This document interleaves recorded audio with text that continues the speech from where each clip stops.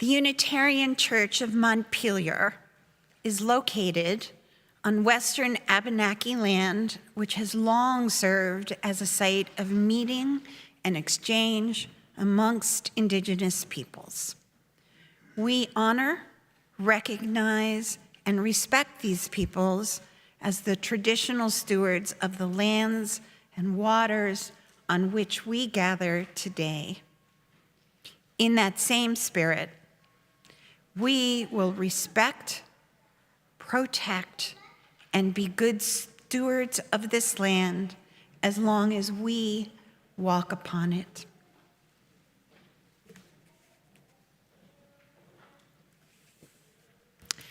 Good morning, everybody.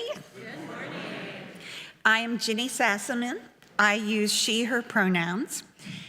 I am pleased to let you know that this year, UCM has 3 new worship associates who I know are going to do a great job. One of them, Jen Roberts, joins me here today to get a feel for what she's signed up for. So let's help her get a good start with a warm welcome.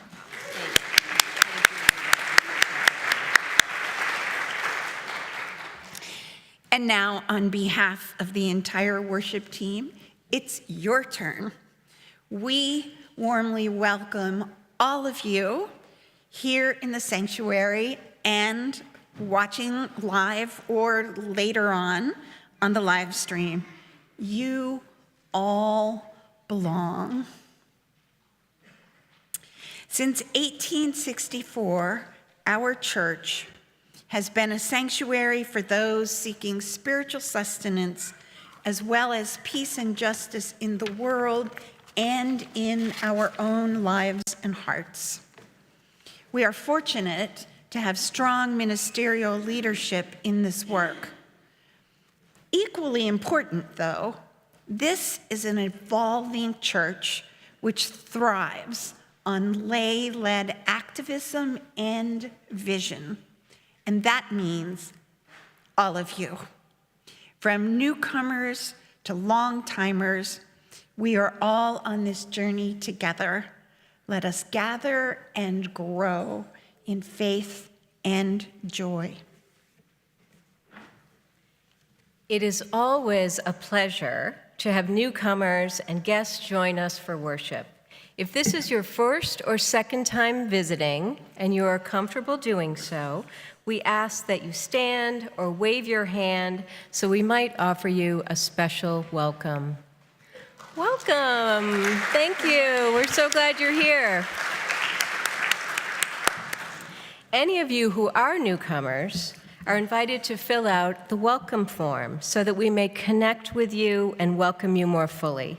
You'll find the form at the hospitality table in the vestry during coffee hour.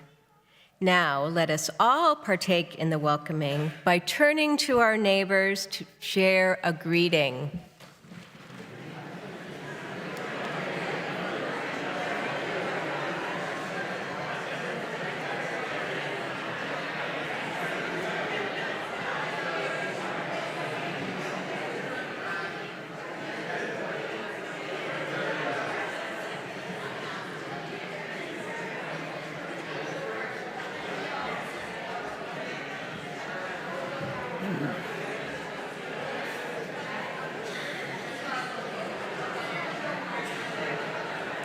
Well done, everybody. Good job in being a welcoming community. Everyone is invited to continue your conversations at coffee hour downstairs after the service. Please know that we have hearing assist devices on the table in the back of the sanctuary. You can also listen to and watch the service from the fireplace room downstairs if you should care to leave the sanctuary for any reason. A member of our lay pastoral care team will be available here in the sanctuary after the service. If you have a personal concern that you would like to share more deeply, please feel free to seek them out. This morning, our lay pastoral caregiver is Victoria Batten. Hi, Victoria. Thank you so much.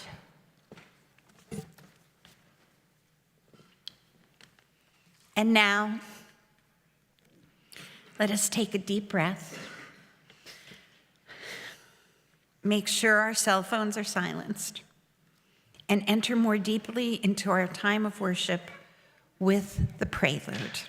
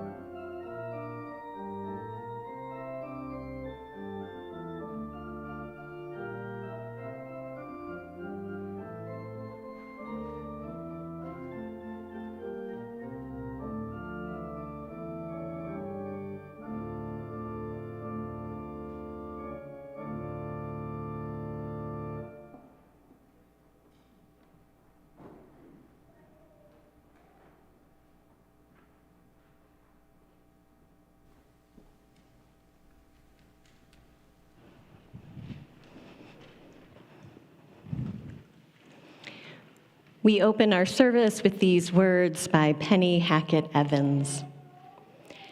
Each of us brings a separate truth here.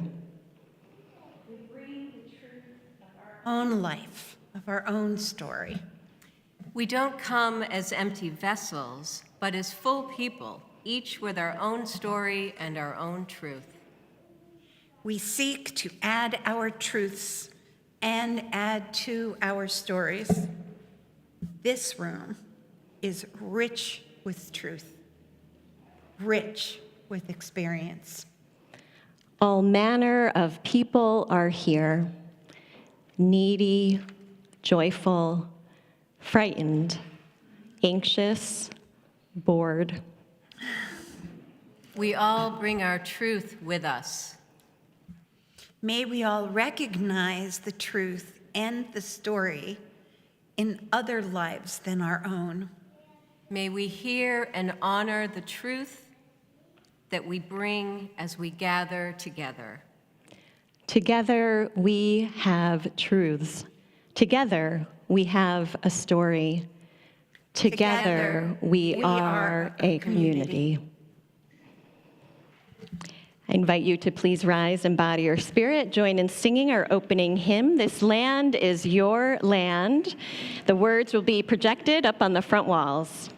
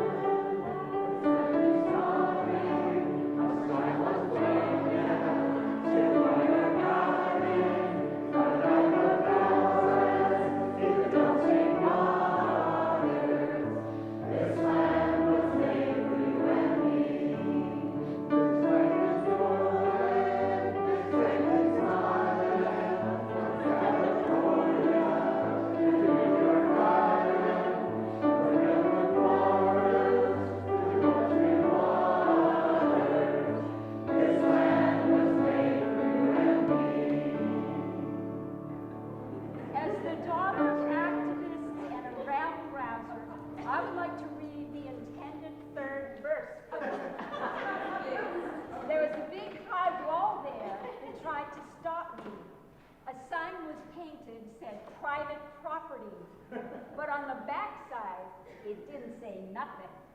This land was made for you and me.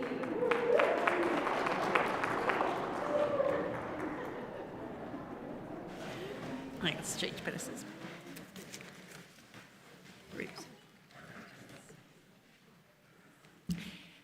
Jen will now light for us the chalice, the symbol of our Unitarian Universalist faith. And you are welcome to light a chalice at home if you have one handy.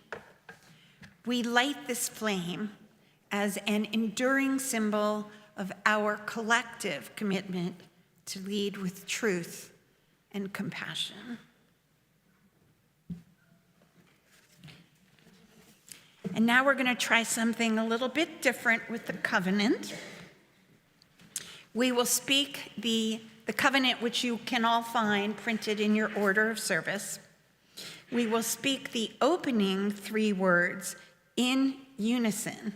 Then this side of the sanctuary will follow Jen's lead and say alternate lines with Jen. And you all over on that side will recite with me the other alternate lines. And then we will come back together and in unison speak the final phrase as one. Everybody ready? We covenant to speak honestly and listen deeply to each other and the voice within. treat each other with compassion and honor our differences. Take responsibility for the impact our words, actions, and inactions have on each other. Support each other in times of need and of grief, and celebrate the beauty and joy in our lives. Honor the gifts of the past and be gentle with each other as we grow. Encourage each other in the brave work of creating a more beloved community and a healthy, sustainable world. And forgive each other and start again.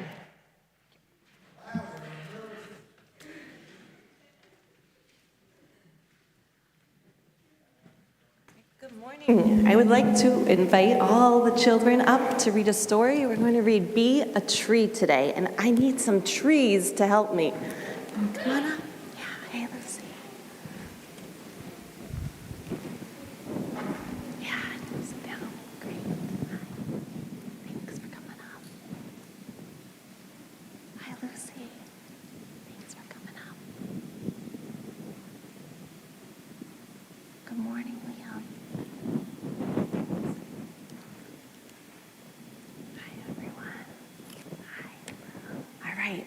So this book is called Be a Tree, and it's written by Maria John Ferrari and illustrated by Felicita Sala. And do you think you all could help me by being some trees today? All right. So when I start reading, I'm going to open it and read some pages.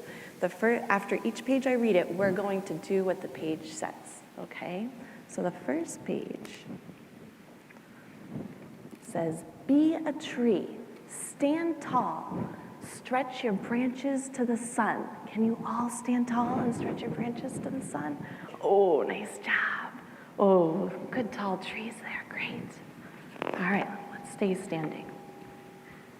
Let your roots curl and coil in the soil to ground you. Can you coil your toes and feel them on the ground? Nice and strong roots. Great.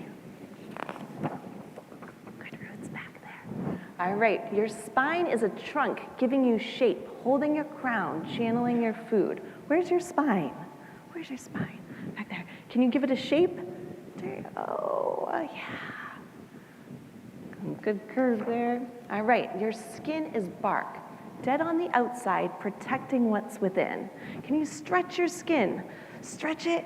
And then give yourself a big hug. Oh, nice. And then, beneath your bark are layers, such as sapwood, carrying nutrients to help you grow bigger and taller, and heartwood, strong as bone to support you. Can you find some bones? Where are your bones in your body? Oh, elbows, nice. What about our knees? Yeah, there we go. In your heart's center is your pith, keeper of nutrients when you were a sapling. Where's your heart? Do we know where your heart is? Can you feel your heart beating? Can you feel it? Amazing. All right.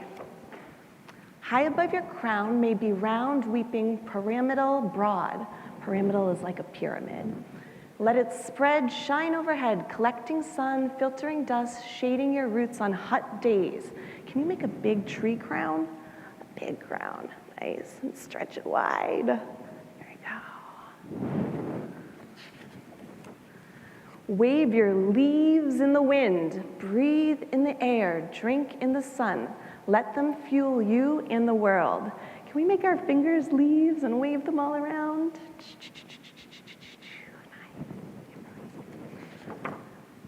See yourself, branches and leaves above, roots below, trunk in between. You are a tree. Does anybody know tree pose? Can we do a little tree? Or yeah, nice. Come on up. Yeah. Come on up. All right.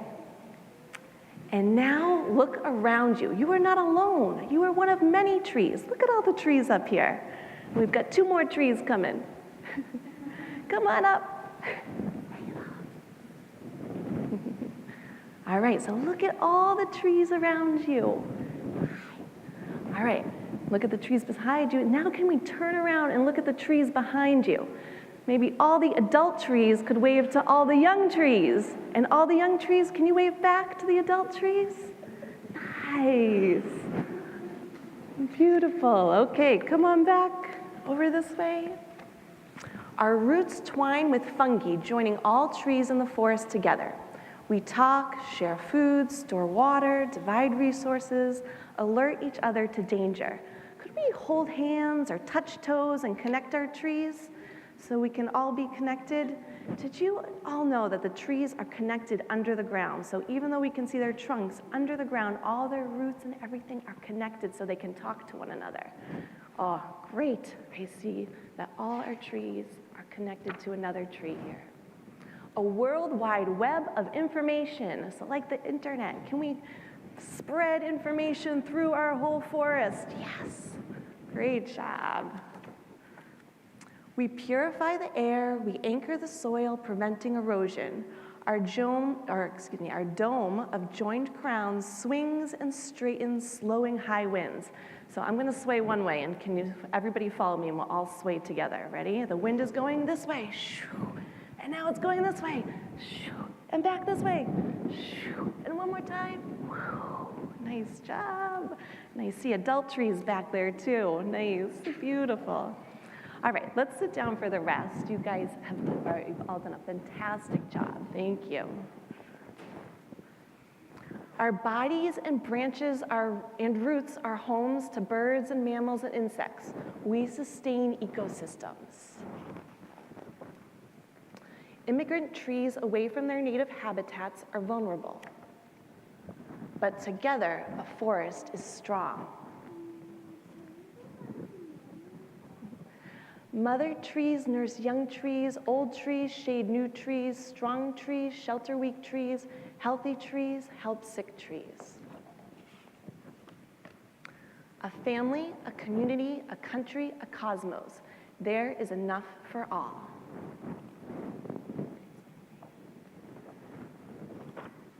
And our last page. So be a tree, for together we are a forest. You all are a fantastic force. Thank you for being up here today. Now we are going to head out to the Children's Chapel. And so for adults, we have two age groups this year. We have a pre-K to grade 2 in the Children's Chapel, and then grades 3 to 6. And if there are any middle schoolers who want to join us in the classroom, and if you could come pick up your children in those rooms after services, that would be wonderful. And now we are going to sing the children out. Thank you. All right. Ready?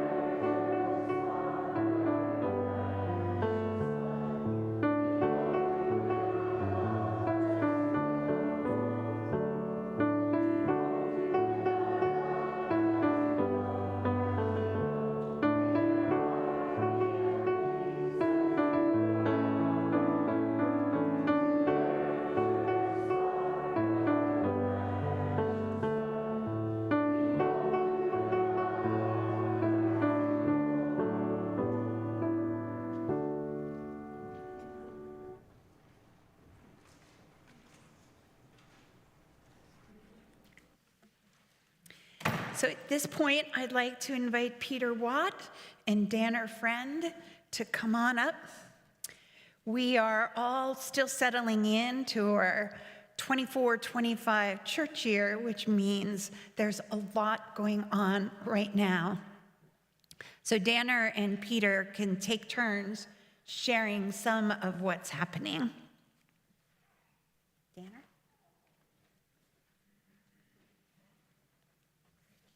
Good morning.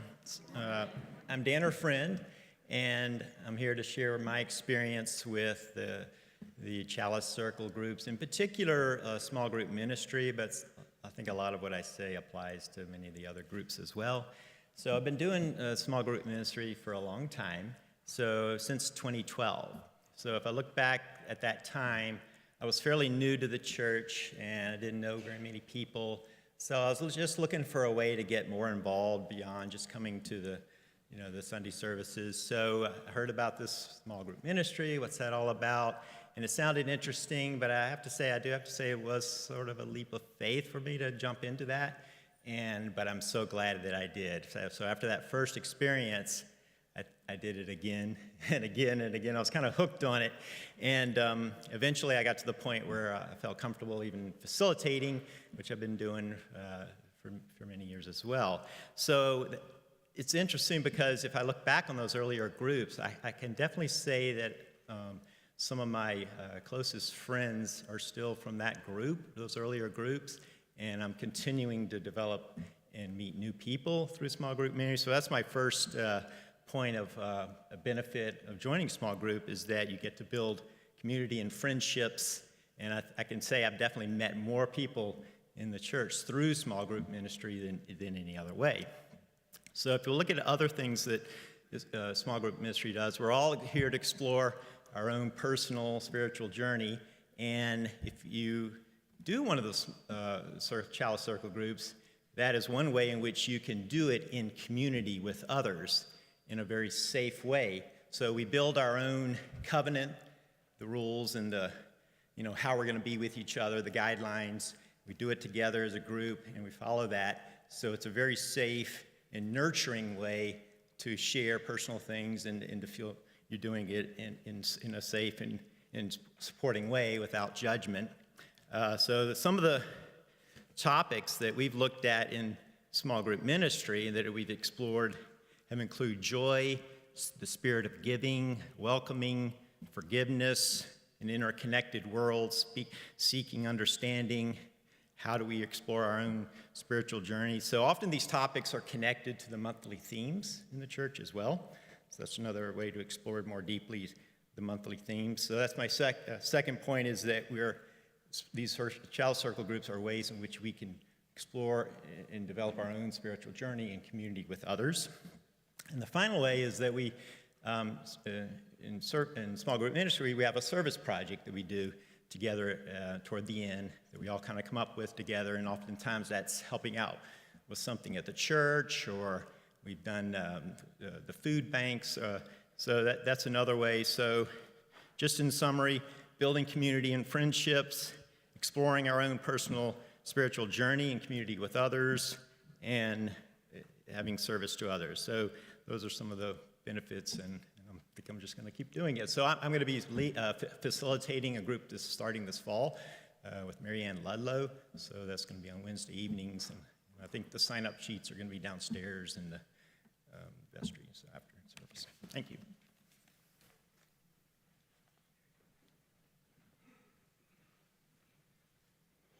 I'm Peter Watt. This is an invitation to everyone in the church. On October 6th, our Montpelier congregation will hold the first UU Climate Justice Revival. Now, you've heard about the revival. This isn't the traditional revival where we all get up and sing and thump the Bible, but I think the idea is to get people excited. Revivals like ours are happening for the first time all over the United States. 300 different congregations are going to be working on this. We want to ask ourselves, how does our faith call us to the work of climate justice, not just climate solutions? While we must focus on the immediate tasks of problems that we have with climate change, we must equally hold a vision of the world we want tomorrow. Our climate action team invites you to a Sunday service and then conversations after to reimagine and integrate other justice issues as we discover your ideas about climate justice in our flood-prone city. Through conversations and facilitated discussions, we will work to expand our understanding of climate as it's connected to many other justice issues. We will explore beyond any one solution to gain a broader understanding of the complexity of the climate change and to expand the range of solutions for our church and our community.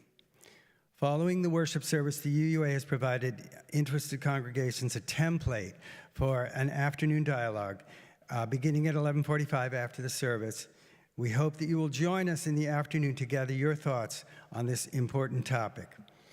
You may have heard different amounts of time. We know it's a busy weekend and a beautiful weekend. We hope to be done around 2 o'clock. So we hope you'll join us. If you plan to attend, please let people know at the Justice. Tim will be downstairs at our climate table, and Karen Bowl has an email that you can get. We kind of need to know for food. We're going to provide food before we start and snacks during. And if you're bringing your children, we're providing childcare. Hope to see you on October 6th. Thank you.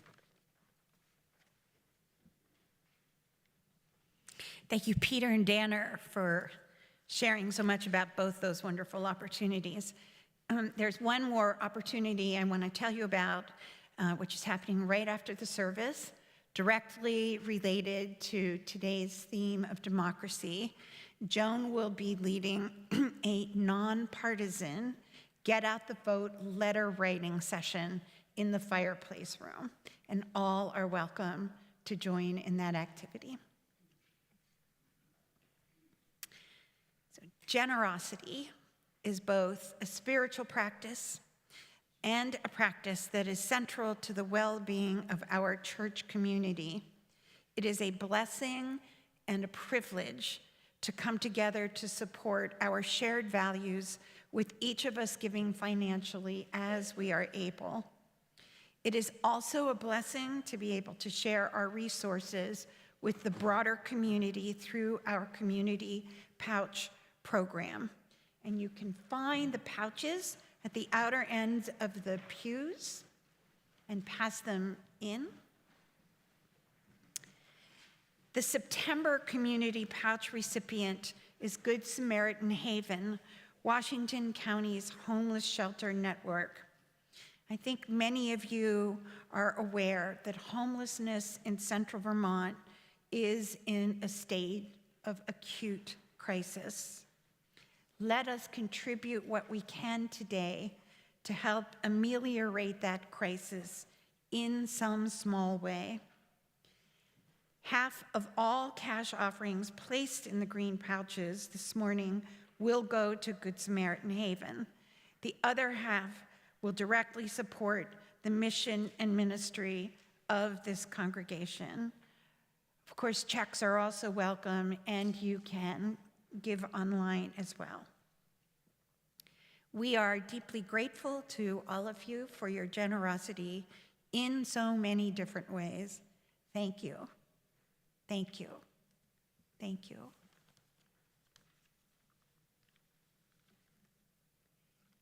And our music offering this morning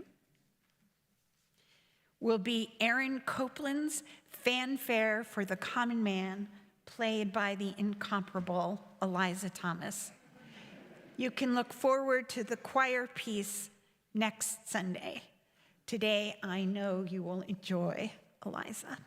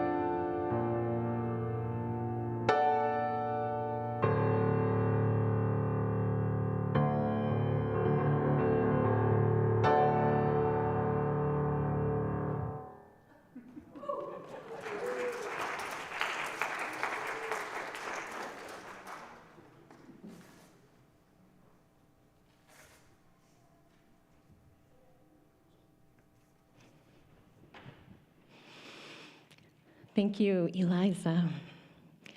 I don't know about you, but I feel like my heart is pounding. I'm ready for like a race or something. And instead, I'm going to invite you into a time of meditation and prayer. Maybe we can all just take a few breaths.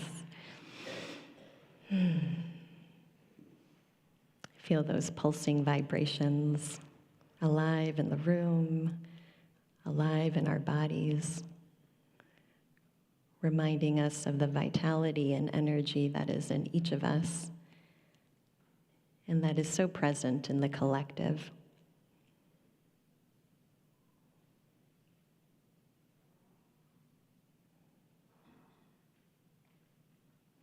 We gather in community because we know that this energy harnessed is so powerful. And that energy that we can direct in care and love for one another is also so powerful.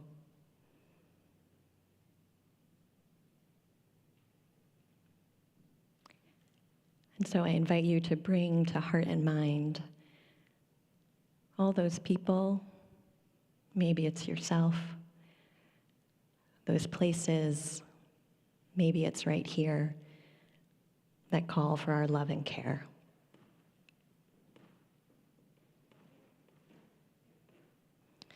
I want to share with you a concern from our broader church community that was requested to be shared aloud.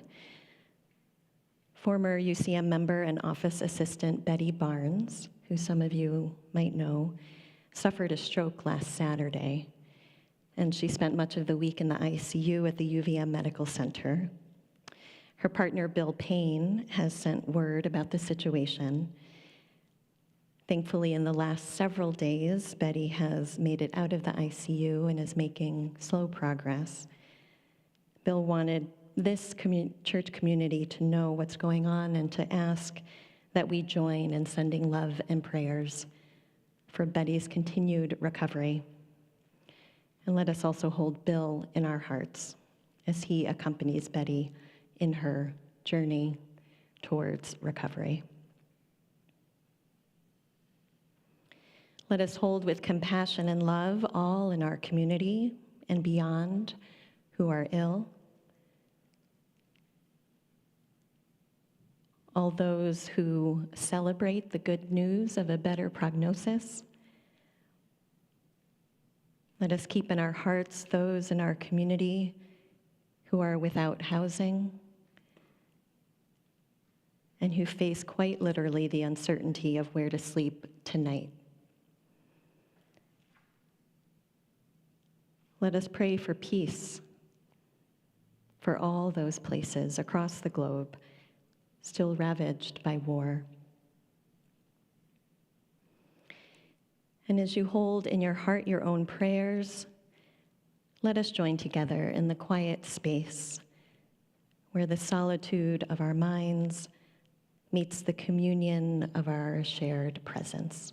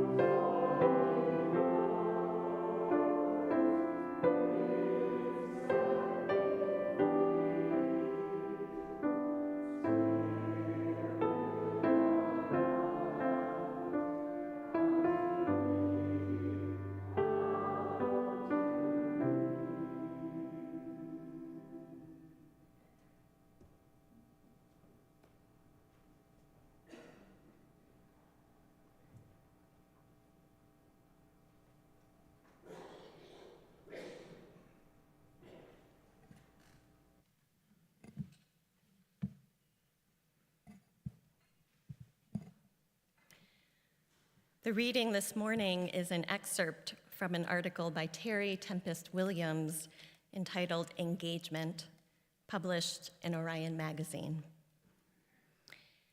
Williams writes, "The human heart is the first home of democracy. It is where we embrace our questions. Can we be equitable? Can we be generous? Can we listen with our whole beings, not just our minds, and offer our attention rather than our opinions? And do we have enough resolve in our hearts to act courageously, relentlessly, without giving up, ever, trusting our fellow citizens to join with us in our determined pursuit of a living democracy? The heart is the house of empathy whose door opens when we receive the pain of others. This is where bravery lives, where we find our mettle to give and receive, to love and be loved, to stand in the center of uncertainty with strength, not fear, understanding this is all there is. The heart is the path to wisdom because it dares to be vulnerable in the presence of power. Our power lies in our love of our homelands. The heart embodies faith because it leads us to charity. It is the muscle behind hope that brings confidence to those who despair. In the open space of democracy, we engage the qualities of inquiry, intuition, and love as we become a dynamic citizenry, unafraid to exercise our shared knowledge and power. We can dissent, we can vote, we can step forward in times of terror with a confounding calm that will shatter fear and complacency.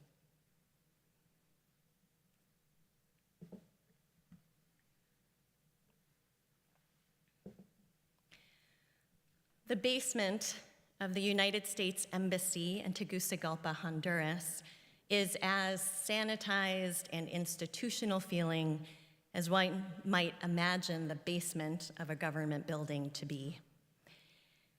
In March of 2019, I sat in the white-walled, gray-carpeted room in a plastic chair, along with about 50 other Americans. I was part of an interfaith pilgrimage to Honduras, and we had traveled there to better understand the root causes of migration and to participate in actions of solidarity with Hondurans seeking to protect democracy, land, and water. We were at the U.S. Embassy to accompany a group of land and water protectors as they shared their stories with members of the United States Agency for International Development. One of these environmental activists was Juan Antonio Lopez. Don Lopez was from the city of Toccoa in the northern region of the country, right on the Caribbean coast. He was a devout Catholic whose liberation theology and belief in the preferential option for the poor motivated his activism. His community was being exploited by mining companies who, with the complicity of the Honduran government, were violating environmental regulations to extract iron oxide from open pits in the region. The mining process contaminates the Guapinol and San Pedro rivers. It is the waters of these rivers that the indigenous Lenca community rely upon for drinking, fishing, and agriculture. In a country where freedom of speech and protest has long been fragile, the activism of people like Juan Lopez was risky. He and other community members had been publicly criticizing the local government for their corruption and for their failure to protect the public. And just over a week ago, he had called for the resignation of the city mayor. Early this past week, I learned that Juan Lopez had been assassinated last Saturday night as he left an evening church meeting. The murder of activists has long been a tool of the powerful elite of Honduras, and to the heartbreak of all those who knew Juan Lopez, he too had become a target. I share this story partly to honor a commitment that I made to myself after I returned from that pilgrimage 5 years ago, to continue raising awareness of what is happening in Honduras, especially as the political situation is one of the primary reasons that people are immigrating elsewhere, including the United States. I also share this story to highlight that we here in the US are not alone in our struggle to maintain government by the people and the kind of democratic engagement upon which a democratic system of governance depends.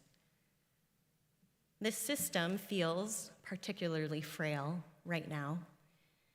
The conditions that support democracy are so turbulent and unsteady.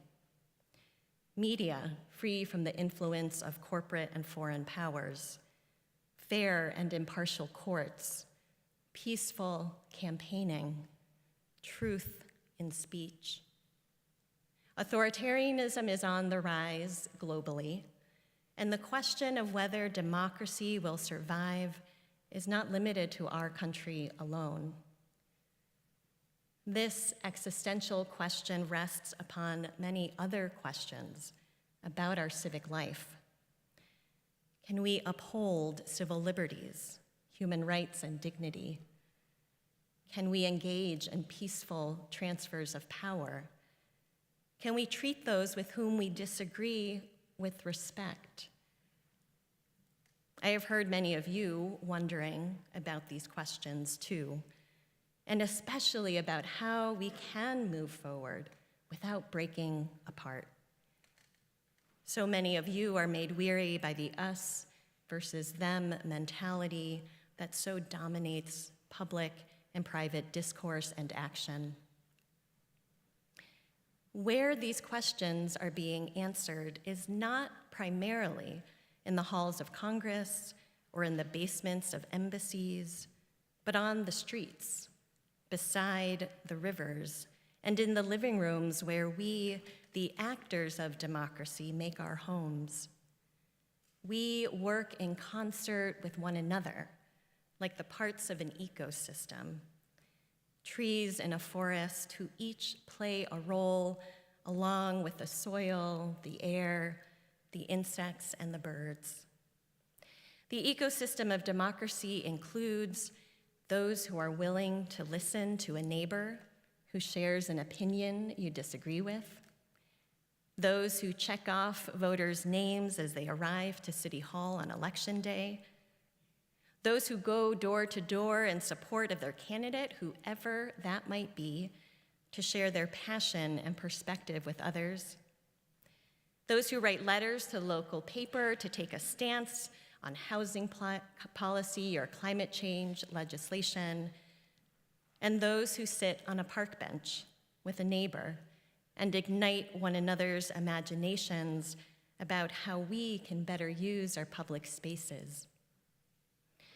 One can find story after story of people who come together within the ecosystems of their communities, just like Juan Lopez did, out of love for land and love for neighbor, to find solutions together to the problems they face.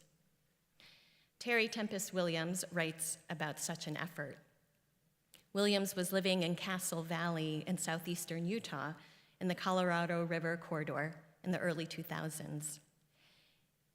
And at that time, an 80-acre swath of land that had been held in trust was sold to a developer without community input. Despite the developer assuring the community that the land was for private use, a for sale sign was hammered into the red desert soil within a week. Quickly, a group of alarmed community members came together to start organizing, and Williams describes this group as including Mormons and ex-Mormons, Republicans, Democrats, and Libertarians, attorneys, carpenters, climbers, artists, teachers, and old hippies. Together, they formed the Castle Rock collaboration. The day before bulldozers were set to clear the land, an anonymous donor came forward, and the collaboration was able to buy back the land from the developers.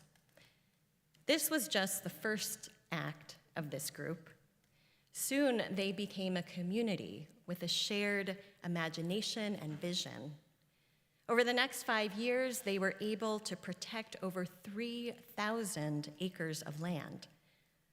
And this experience taught Williams something about democracy and wherein lies the will and the power to keep democracy alive. She writes, "It is easy to believe we, the people, have no say, that the powers in Washington will roll over our local concerns with their corporate energy ties and thumper trucks. It is easy to believe that the American will is only focused on how to get rich, how to be entertained, and how to distract itself from the hard choices we have before us as a nation. I refuse to believe this," she continues.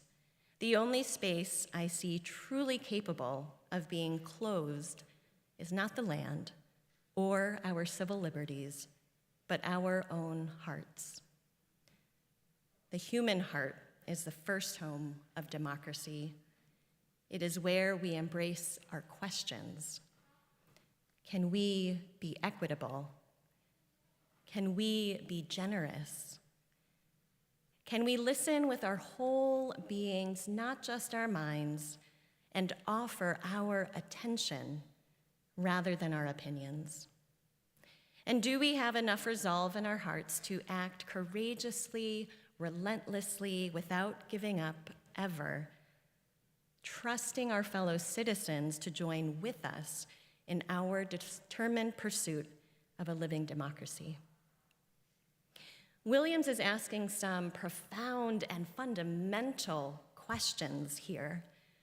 Questions I know to be incredibly alive now, 20-some years after she posed them. Can we be generous? Can we listen with our whole beings? Can we trust our fellow citizens to join with us in the pursuit of a living democracy? The embrace of these questions is the place we start, and we cannot answer these questions alone in isolation from others. The answering of these questions happens in our engagement with one another, human heart joining human heart. It happens as we share aloud with one another our questions, our fears, our hopes, and our visions. But here's the thing. We cannot join our hearts only with those with whom we agree or who put up the same lawn sign that we do.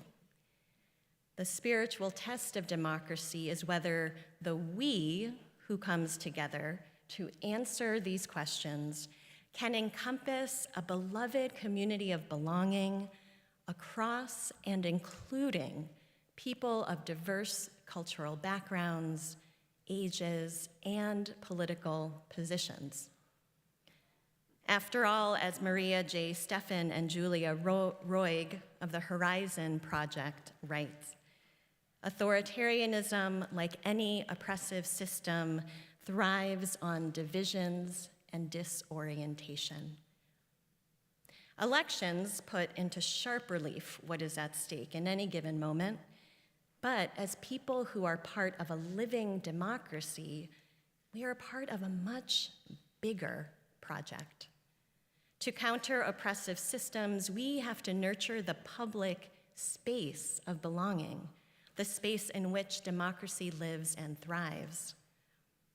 Joe Primo, the chief executive officer of Grateful Living, writes, belonging is where dignity, the sacred, and redemption meet. It is where you can be wholly you while also being in relationship with those wildly different from you. Belonging is a both and. The danger right now is that othering, rather than belonging, has become a political strategy, one that promotes fear in the heart in the hope that fear will be disempowering. Othering is so common that it is often assumed to be the default stance for any conversation we might enter into, whether across the fence talking to a neighbor, across the podium at City Hall, or in the comment section of a post on social media. Othering is seductive in the short term and corrosive over time. And I know how easy it can be to slip into an othering stance. I feel it come on anytime I hear or read statements I find particularly abhorrent, anti-immigrant statements, or dismissiveness about people who are unhoused, for example. And it is easy for that voice to come out that questions the inherent goodness of anyone who might utter those words with which I so disagree. And I also believe that to draw together for the common good, for equity and justice in our relations, we must practice radical belonging. We must stretch the arms of inclusion in all directions, and we must live democracy inside out. We must foster the kind of democracy we want in our own hearts first. The human heart is the first home of democracy. More fundamental even than the question of whether democracy will survive, I believe, is the question of whether our human regard for one another will survive, whether our hearts can remain open and courageous. Will our capacity to regard the other not as enemy but as kin survive? Will the depth of belonging and interconnection beyond partisanship survive? Can any of our democratic institutions survive if the roots of exclusion and othering remain in our hearts? Enough of us, if not all of us, must keep alive a democracy rooted in belonging. In the ecosystem of an engaged public life, there must be a place for each of us. A place to protect and to protest, a place to listen in good faith, a place to love and to grieve, a place for the righteous and the meek, a place for the conservative and the progressive, a place for the disenfranchised and the privileged. In this place, may we find our way to one another. May we shine a light in the dark, and may we courageously create a world in which all can be free. So may it be.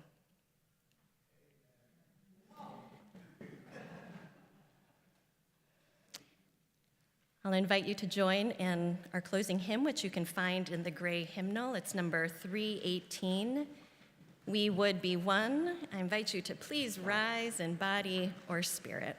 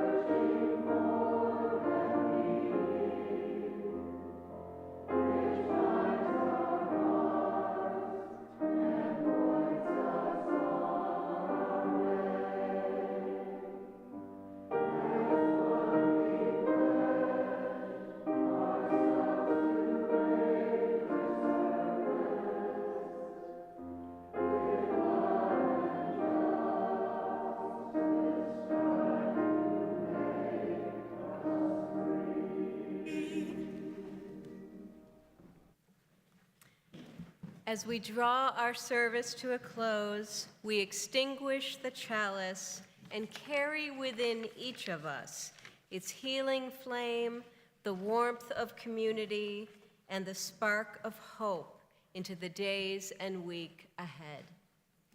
Please join in our unison mission statement. We welcome all as we build a loving community to nurture each person's spiritual journey, serve human need, and protect the earth, our home. And these closing words are by the sociologist Margaret Mead. Never doubt that a small group of thoughtful, committed individuals can change the world. In fact, it's the only thing that ever has. And we conclude our service with the postlude.